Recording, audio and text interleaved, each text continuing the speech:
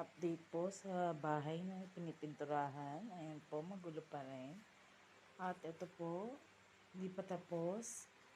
Pero andito na po sila sa hagdanan. So, malapit na nilang matapos ang hagdan. Ang isusunod naman nila ay ang sala. Pero hanggang ngayon, ayan pa rin po. Minasilyahan pa rin yan dahil kailangan daw ng masilya. Pero yun dito daw po sa sala, hindi na raw po yata mamasilyahan dahil pantay naman. Pero hindi ko pa rin sure. At ayan ang aming picture ng aking baby. Nakasabit yan dyan, nakadikit, pero natanggal. Kaya ilalagay ko na lang ulit yan pag maayos na ang bahay. Pero baka sa taas na, sa kwarto. And naglaba rin ako ng uniform ko.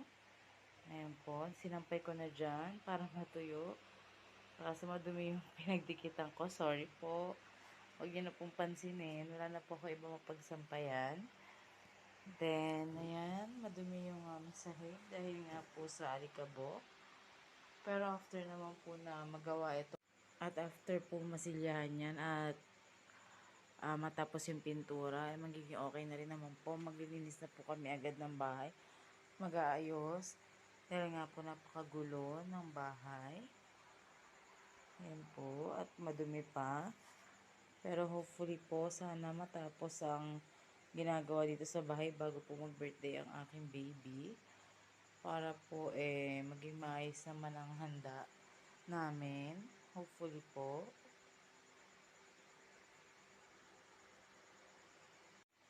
Tulog na po yung baby ko. Maaga-aga nakatulog ngayon. Pero hindi ko alam, baka maaga rin magising mamaya.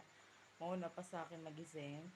Kaya po nagbago yung boses ko dahil masakit na lalamunan ko. Hindi ko alam kung dahil sa usok or whatever.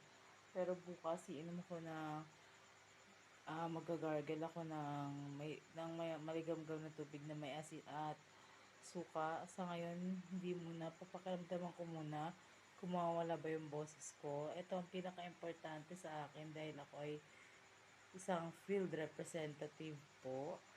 And then, update ko po ulit kayo sa mga mangyayari dito sa bahay. Pag natapos na po, hopefully sana matapos to bago mag-birthday ang anak ko. Yun lang po.